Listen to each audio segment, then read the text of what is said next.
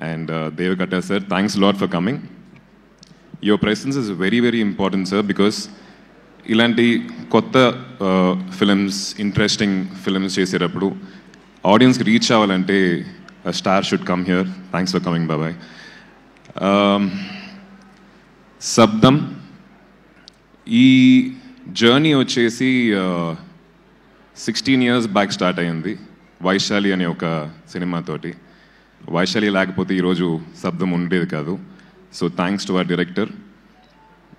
ఆ సినిమా ఈరోజు చూసినా కూడా చాలా రిలవెంట్గా ఉంటుంది, మనం కనెక్ట్ చేసుకోగలుగుతాం.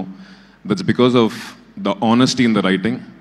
అదే ఆనెస్టీ తోటి, అదే నిజాయితీతోటి మళ్ళీ ఇంకొక స్క్రిప్ట్ ఆయన తీసుకొచ్చినప్పుడు I can never ever say no.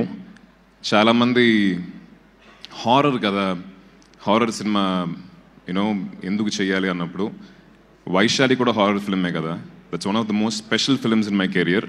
అదేలాగా శబ్దం కూడా ఒక స్పెషల్ ఫిల్మ్ అవుద్దని చెప్పి నేను కోరుకుంటున్నాను.